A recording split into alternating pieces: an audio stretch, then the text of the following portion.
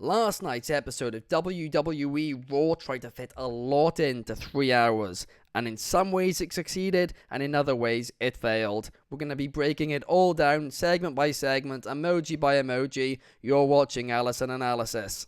We kicked things off with a Sami Zayn promo in the ring. And, this was a really great promo from Sami. No surprises there. It's always a great promo. A subtle round of applause from me. He spoke about the heart, soul, and the mind in relation to the triple threat match for the Intercontinental Championship this Saturday, where he will defend against Bronson Reed and Chad Gable. And talking about Chad Gable, he then came out. The two had a great exchange on the mic before we transitioned into a one-on-one match between Gable and Sami Zayn, a non-title match, I should add, and this also deserves a round of applause. This was really, really fun, and the story of the match was that, Chad Gable wanted each member of the Alpha Academy to help him cheat to win. Tozawa couldn't do it, Maxine couldn't do it, and at first Otis couldn't do it. But in the end, Otis, he decided, hey, I'm gonna help Gable, and he looked like he regretted it immediately, but Gable did get the win because of him. A great match, a great start to Monday Night Raw. Up next, Bron Breakker came out, and his new theme, I know it's not the first time he heard it, but it absolutely sucks. It belongs in the trash. Bron Breakker is meant to be a main event star. Meant to be built up to become one. And he looks the part. He, in the ring, he moves like the part. He should be the part. But his theme is not fitting of the part. It really, really sucks. It sounds so generic. And if they want him to become a star, they need to give him a better theme. Because this guy, I've been, on the Bron Breakker train for many years now. And seriously, he could be the next big thing for WWE, but they need to build him as such. Get him a better theme. And every single week now, I'm going to be putting this theme in the trash until they change it. So week 1 of throwing it in the trash, there it is. It's in the trash. But what's not going to go in the trash is the squash match which followed it. Because very few times in wrestling does a squash match have a story. But last night, Bron Breakker's one really, really did. Bron Breakker was fuming about being left out of King of the Ring, and then he was fuming about the fact he was given a local competitor to face. He just speared this man, he then took him outside the ring, he speared him some more, the referee called the match off, and Bron Breakker was like, what? I haven't even pinned this guy yet, it shouldn't be over, this is an absolute joke. And Bron Breakker ended up calming himself down and going back to the back. But listen, Bron Breakker, he's a future star, no doubt about it, and this squash actually can take my money. It was one of the best squashes I've seen in quite some time from any wrestling promotion. But I'm going to need to keep my money bag out because I'm also giving the money to Lyra Valkyria. I can never say her name. Lyra Valkyria. I think I've even botched that. I'm so sorry, Lyra. I just, for some reason, cannot get that name right. When she took on and defeated Io Sky of Damage Control. These two ladies, they killed it in the ring. They truly, truly did. No surprise. And that, the sit-down pin right at the end, it kept Io Sky looking strong while getting Lyra the victory. Lyra is going to the Queen of the Ring finals, and I could not be more excited. Truly, well done to both these ladies. They killed it in this semi-final matchup. We then went backstage to Ricochet, where he interrupted Dragunov and seemingly wants a rematch against him following their King of the Ring Round 1 match a couple of weeks ago, which was, as we all said at the time, absolutely brilliant. But before Dragunov could have a chance to, respond, we had Bron Breakker spear Ricochet into the next dimension. Bron Breakker, Ricochet, yes please. But that's not all, because when we came back from the commercial break, Dragunov was just scratching himself. He was fuming. You could just see how angry he was getting at what Bron Breakker did. Are we getting Dragunov versus Bron Breakker again? Are we going to see the NXT feud happen on the main roster?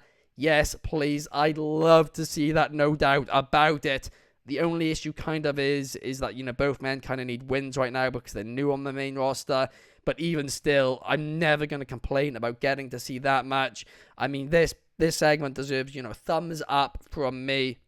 and I'm going to be keeping my thumbs up, because then up next we had a pre-recorded promo from Gunther, which was recorded before the show started, and it was a really, really great promo. He was in the stands in the arena, and it was unique, it was cool, it was interesting, and it was delivered brilliantly. So why is it only getting a thumbs up? Well, without sounding like Clark talking about Cody's tie clips for a second, Gunther just wearing normal clothes just kind of kills him for me a little bit. Like, it's meant to be entertainment, right? Yeah, I know they're trying to make it feel a bit more sports-like, but it's still meant to be entertainment. These guys are meant to feel, bigger than life, larger than life. I don't want to see Gunther in the stands wearing normal clothes. I don't want to see that. If he's going to be in the stands, put him in his attire, or put him in some really extravagant, over-the-top, clothing or something like that. Because they're just seeming normal clothes. It just kind of takes away from, the entire character of Gunther, I feel like. Maybe I'm being over the top here. That's entirely possible. Maybe I'm sounding a little bit too much like Carty Carnett. But, it threw me off. It really, really did. But a great delivered promo. But, guys, we know it's sports. We know that you're trying to be more sports-centric, but let's also not forget about the word entertainment in sports entertainment, because this is also, at the end of the day, meant to be kind of, I don't even know the right word for it, but, it's kind of meant to be like a TV show, where, like, characters are meant to be larger than life.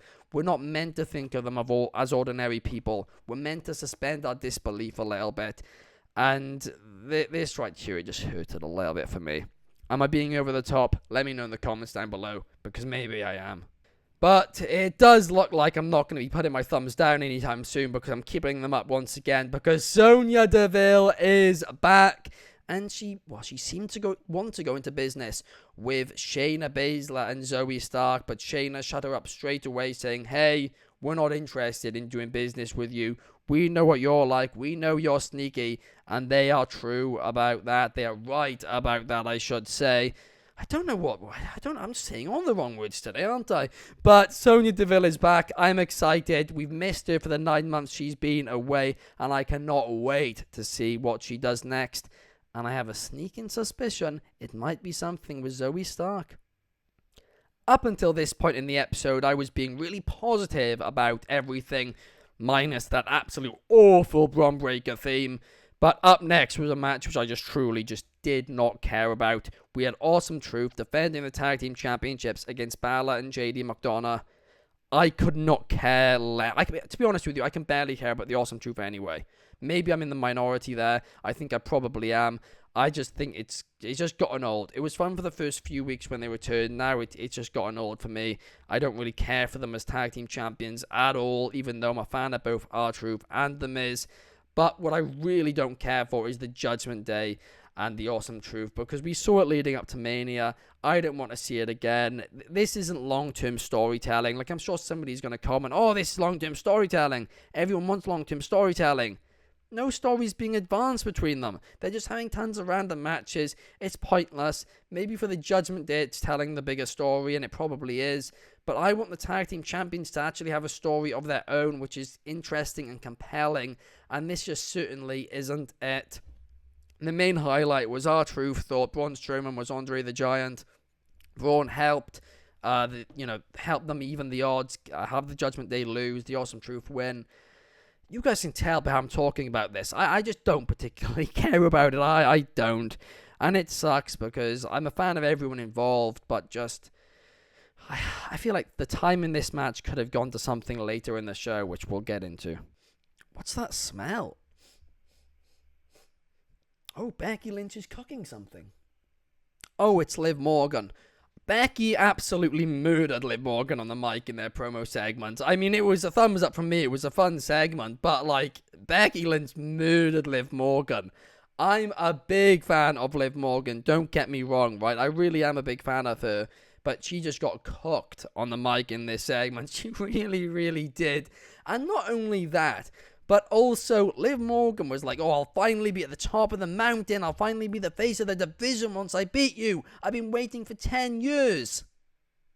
Liv, are you forgetting that you were SmackDown Women's Champion? Like literally, I think 2 years ago. Like, let's not forget about this now. I wasn't a fan of the Liv part of this, unfortunately. Despite me being a bit of a Liv Morgan mark, I was not a fan. Becky just cocked her on the mic, no doubt about it.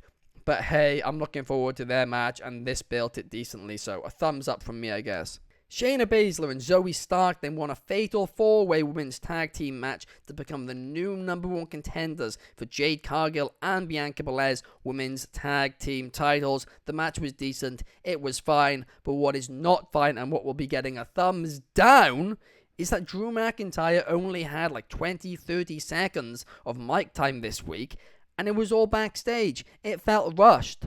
When a guy is on fire like Drew McIntyre is, you need him in front of that crowd every single week. They're clearly building him up for a world title program at Clash in the Castle, which is only a few weeks away.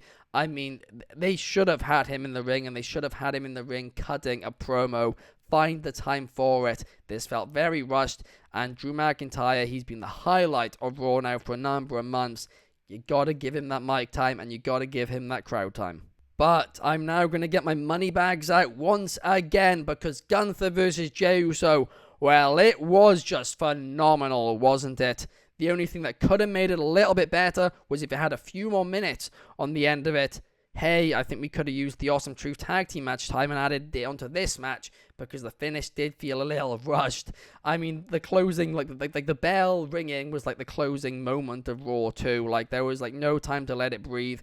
It was just very rushed, but it also was a phenomenal match. Gunther is going forward to the King of the Ring final this Saturday in Saudi Arabia. King and Queen of the Ring. But something which was quite interesting, right, is that over the past week, the internet wrestling community has kind of turned on Jey Uso ever since he beat Dragunov, and it felt like people were getting a bit stale on him. People were making fun of every little thing he'd post and every little thing he'd do, posting compilations, making him look bad. All of this, right? The internet seemingly had turned on Jey Uso. But who was the person who got the loudest pop of the night in front of this crowd? It was Jey Uso. The crowd were just rooting for him so much. There were so many signs, so many yeets. I mean, his entrance was phenomenal, as it always is. I mean, this kind of highlighted to me how the internet wrestling community is only a small percentage of the wrestling fan base, because this crowd certainly was not against Jey Uso. And in fact, if Jey Uso defeated Gunther, I believe there would have been a very loud crowd pop. I think the crowd would have been delighted at it, despite the fact I think the internet would have been in shambles. But hey, phenomenal main event, and it shows the internet wrestling community is only a small percentage of the wrestling fan base. Overall, this episode of Monday Night Raw is going to get a subtle round of applause from me, because there were, several great matches. Lyra and Io Sky killed it, and so did Gunther and Jey Uso in the main event. But at times the show did feel a little rushed. Drew McIntyre should have had more time, no doubt about it. The main event could have had just a couple more minutes, 2-3 more minutes, to just, slow the ending down just a little bit to make it feel not quite as rushed. But hey, stories were advanced. It did its job of, selling the King of the Ring pay-per-view, King and Queen of the Ring pay-per-view, I should say. And I am excited for it, no doubt. I was entertained for almost the full 3 hours, minus the Awesome Truth match. And yeah, let's get Bron Breakker a better theme, and let's continue pushing him to the moon, because that guy is the future face of WWE, no doubt about it. But thank you to everybody who watched this episode. If you have any feedback at all, please leave it in the comments down below, and also comment your thoughts on the show. Why not? Let's have a discussion. I'll be in the comments too. Let's talk about it, and I will see you guys on Thursday to talk a little bit of AEW Dynamite. See you guys then. Peace.